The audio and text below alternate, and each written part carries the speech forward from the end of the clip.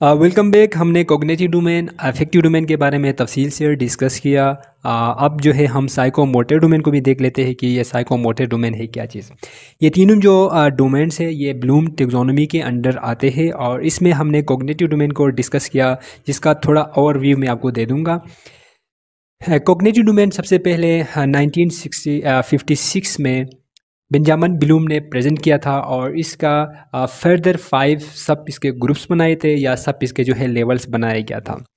इसके बाद second number पे हमारा जो टॉपिक था वो अफेक्टिव डोमेन, जिसको प्रेजेंट किया था 1964 में, यानी कि 8 साल के बाद।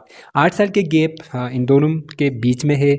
8 साल के बाद यानी कि 1964 में केरेथोल ने प्रेजेंट किया, अपने आइडिया दिया, एक स्टाइल को जो है कैटेगराइज किया, डोमेन को बयान किया और इसमें इसने फर्दर 6 जो है 6 लेवल बनाया या जो है 6 ग्रुप्स बनाया, जिसके ज़रिए हमें समझाया कि ये जो अफेक्टिव डोमेन होता क्या है, बच्चे अपने फीलिंग एहसासात के ज़रिए कैसे सीख सकते हैं। थर्ड नंबर पे हमारे पास है साइकोमोटर डोमेन, जो कि एक एजुकेशनिस्ट ने इसको बयान किया है और इसके भी दरमियान 8 साल का गैप है, यानी कि 1964 में अफेक्टिव डोमेन था और ये 1972 में एक एजुकेशनिस्ट ने इसको जो है अपना थ्योरी दिया था और इसको बयान किया था। सब ग्रुप्स इसके बनाए हैं। जो एजुकेशनिस्ट है उसका नाम मैं बाद में जाके बताऊंगा।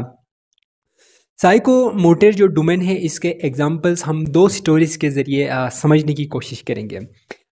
ये जो लेक्चर है इसमें जो है मैं 3 पार्ट्स बनाऊंगा। फर्स्ट में मैं एक स्टोरी बनाऊंगा, ठीक है, स्टोरी आपसे शेयर करूंगा जिसके ज़रिए आपको समझने में कोई जो है मसला नहीं होगा, समझने में बहुत आपको इजी रहेगा। फिर बीच में जो है वो इसके स्टेजेस को जो है मैं डिटेल में समझा दूंगा। फिर लास्ट में एक और एग्जांपल के साथ मैं आपसे शेयर करता हूँ। 2 एग्जांपल है, एक जो है कंप्यूटर के रिलेटेड, दूसरा जो है सिलाई के रिलेटेड, ठीक है। अब जो है मैं फर्स्ट आप अपने जहन में एक स्टोरी फिट करें और इसके ज़रिए समझने की कोशिश करें ये अफेक्टिव डोमेन होता क्या है। अच्छा, साइकोमोटर डोमेन एक्चुअली क्या है? साइकोमोटर डोमेन हम उस सलाहियत को कहते हैं, यानी कि जिसमें बच्चे या कोई भी लर्नर्स हैं तो वो फिज़िकली इन्वॉल्व होकर अपने मोटर स्किल के ज़रिए इसको सीखते हैं, ठीक है। जिसमें 2 तरीके से होते हैं, ग्रास स्किल और फाइन स्किल, ठीक है। जिसमें बच्चे क्या होता है, डिमोन्स्ट्रेट करते हैं, प्रैक्टिकली चीज़ में इन्वॉल्व होते हैं, ठीक है। ऐसे करके जो चीज़ें सीखते हैं, प्रैक्टिकली अमल करके सीखते हैं, इसको हम कहते हैं साइकोमोटर डोमेन। अच्छा, एक स्टोरी मैं आपको सुनाता हूँ। देखिए, एक बंदा है जिसका नाम है सिम्पसन। वो क्या करता है, वो एक दर्जी के पास जाता है, जाके वो कह रहा है कि जो है मैंने ये जो कपड़े सिलते हैं ये मैंने सीखना है। तो जो भी वहाँ पे दर्जी होता है, जो टेलर होता है, वो इससे पूछता है कि आप क्या रेडी है इसके लिए, इससे कुछ पूछता है तो वो कहता है कि जी जी मैं रेडी हूँ, पूरा अपने सेंसेस से मैं जो है बयान कर रहा हूँ, ये बता रहा हूँ कि मैं सीखना चाह रहा हूँ। तो फिर इसके लिए जो है एक सेटअप दे देते हैं, उसको जो है सिखाना शुरू कर देते हैं। फिर वो कुछ टाइम बाद उसका जो टेलर है वो उसको सिखाता है और जो सिमसम है वो गलती करता है, सीखता है, गलती करता है, सीखता है। फिर इसी तरीके से वो क्या होता है, इसके अंदर एक एबिलिटी आ जाता है और वो जो है काफ़ी हद तक वो सीख जाता है और वो बनाना शुरू करता है। फिर इसके बाद कुछ टाइम ऐसा आ जाता है कि कुछ साल गुजरने के बाद, कुछ महीने गुजरने के बाद वो एक्सपर्ट हो जाता है, वो इस महारत उस फील्ड में जो है महारत हासिल कर लेता है। और वो क्या करता है, एक ही टाइम पे काम भी कर रहा होता है, साइड पे अपना कोई म्यूज़िक भी प्ले करता है, चाय भी पी रहा है या कोई फ़ोन पे बात भी कर रहा होता है, ठीक है। यानी कि वो जो है बहुत ही डीपली इस चीज़ को लेके वो जो है वो काम परफॉर्म कर रहा होता है। फिर इसके बाद एक ऐसा टाइम आ जाता है कि फॉर एग्ज़ाम्पल वो कोई न्यू शर्ट ही डिज़ाइन करता है, अपनी तरफ से कोई डिज़ाइन करता है, पहले जो उसके टेलर ने जो भी उसको सिखाया था उससे हट के, ठीक है। जो शर्ट्स देखो इसकी जो है वैरायटी है, अब वो भी क्या करता है, ख़ुद से कोई डिज़ाइन मुतारिफ़ कराता है।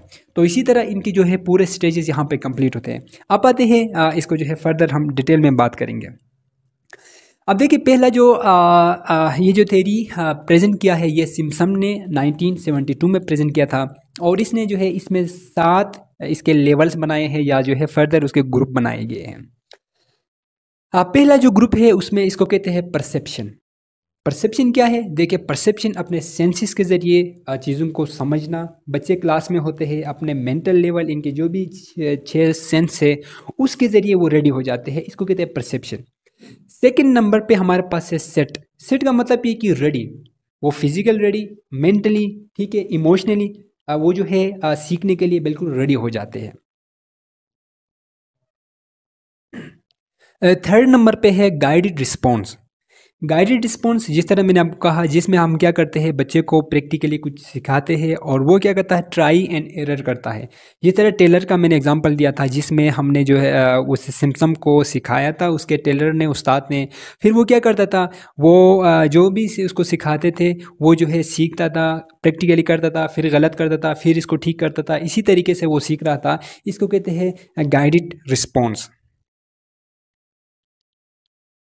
इसके बाद आता है कि अगर आप हमारे चैनल पे न्यू है तो आप हमारे चैनल को ज़रूर सब्सक्राइब करें। मैकेनिज़्म, फोर्थ नंबर पे है मैकेनिज़्म। मैकेनिज़्म क्या होता है, इसमें ट्राई एंड एरर के बाद बंदा काफ़ी हद तक सीख जाता है। वो जो भी डिज़ाइन इसको सिखाता है, मैंने टेलर का एग्जांपल दिया था, जिसमें मैंने आपको बताया था कि इसके जो टेलर यानी कि जो उस्ताद है वो इसको सिखाता है, तो पहले वो ट्राई एंड एरर करता है, फिर वो जो किसी हद तक जो है इसके अंदर इतनी एबिलिटी आ जाती है कि वो शर्ट ठीक ठाक तरीके से जो है वो सिलता है। फिफ्थ नंबर पे है कम्प्लेक्स अवर्ड रिस्पॉन्स। अब इसमें क्या होता है, मैंने टेलर का एग्जांपल आपको दिया था, जिसमें जो है वो इस हद तक मैकेनिज़्म के बाद वो बहुत ही ट्रेन हो जाता है, अपने फील्ड में बिल्कुल जो है कमांड रखता है और वो एक साथ बहुत सारी चीज़ें भी कर सकता है। अब फॉर एग्जांपल जो है टेलर का एग्जांपल मैंने दिया था, वो साथ साथ जो है चीज़ें सिलता है, कटिंग करता है और इसके साथ साथ म्यूजिक भी प्ले किया है, फ़ोन पे किसी से बात कर रहा है या कोई और भी काम साथ साथ कर रहा है, तो इसके लिए कोई मसला नहीं होता। तो ये हो गया कम्प्लेक्स अवर्ड रिस्पॉन्स। इसके बाद हमारे पास है सिक्स नंबर पे, वो है एडप्टेशन। एडप्टेशन में क्या होता है, वो यूज टू हो जाता है, उसके लिए कोई मसला नहीं होता है, वही आता है वही काम करता है, उसके लिए कोई जो है न्यू चीज़ या कोई डिफ़िकल्ट उसको नहीं होता। लास्ट में हमारे पास जो है वो है ओरिजिनेशन। ओरिजिनेशन का नाम से ही जाहिर है कि वो कोई न्यू चीज़ क्रिएट करता है। जिस तरह मैंने कहा, जो टेलर जो सिमसम जो सीखने गया था, उसने जो है सीखने के साथ साथ कोई न्यू ही शर्ट जो है इसने मुतारिफ़ कराया, डिज़ाइन कराया। अब इसको जो है कंप्यूटर की बेस पे दूसरे एग्जांपल से इसको जो है समझने की कोशिश करते हैं। देखिए, एक लर्नर्स होते हैं जिनको हम फॉर एग्जांपल कंप्यूटर सिखाते हैं। कंप्यूटर जब हम इनको सिखाते हैं तो क्या करते हैं, सबसे पहले इनको जो है कंप्यूटर लैब लेके जाते हैं, जहाँ पे हमारे पास बहुत सारे कंप्यूटर्स होते हैं और इनको बच्चों को पहले जो है इनकी परसेप्शन, इनकी सेंसेस के ज़रिए इनको रेडी रखते हैं और बच्चे भी रेडी हो जाते हैं अपने सेंसेस के ज़रिए। अपने सेंसेस के थ्रू वो जो है सीखना चाहते हैं। दूसरे नंबर पर सेट हम किस तरह करते हैं, इनको बिठाते हैं, सारी चीज़ें रेडी करते हैं, इनको फिजिकली रेडी करते हैं, ठीक है, सबके सामने कंप्यूटर ओपन होते हैं। फिर क्या करते हैं, हम इनको कुछ चीज़ें सिखाते हैं। फिर देखिए, हाँ, बच्चों को हम प्रैक्टिकली, जो भी ट्रेनर उनके पास होता है वो क्या करता है, इनको कुछ ना कुछ सिखाता है और बच्चे प्रैक्टिकली भी करते हैं। और प्रैक्टिकली जब वो कर रहे होते हैं उस टाइम क्या होता है, वो गलती भी करते हैं, फिर इसको करेक्ट करते हैं, ट्राई एंड एरर के जो है प्रोसेस से गुजरते हैं। फिर इसके बाद देखो, इनके अंदर जो है एक आ जाता है मैकेनिज़्म। यानी मैकेनिज़्म ट्राई एंड एरर के बाद कंप्यूटर में आपने जो भी इनको इंस्ट्रक्शन दिया है, इंस्ट्रक्शन देने के बाद वो सीख जाते हैं और वो काफ़ी हद तक जो है एबल हो जाते हैं। जैसा कि आप प्रेजेंटेशन बनाना सिखाते हैं पावर पॉइंट पे, तो वो क्या करते हैं, प्रेजेंटेशन बनाना सीखते हैं। पहले आपने स्लाइड्स के डिज़ाइन, फॉन्ट स्टाइल, इसके जो है साइज़ वगैरह, कलर, ये जितने भी एनिमेशन आपने सिखाया था, फिर वो उनसे नहीं होता था, फिर वो जो है किसी हद तक वो चीज़ सीख जाते हैं।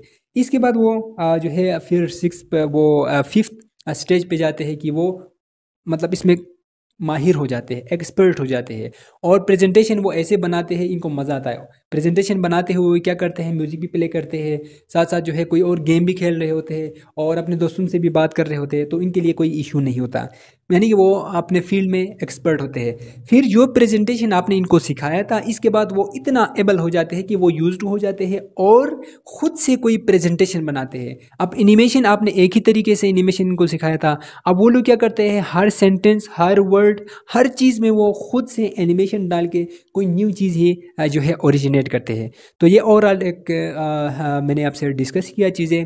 अगर आपने शुरू के स्टोरी और बीच के सारी चीज़ें अगर आपने एक साथ देखा है तो इंशाल्लाह आपको जो है बहुत ज़्यादा फ़ायदा मिला होगा।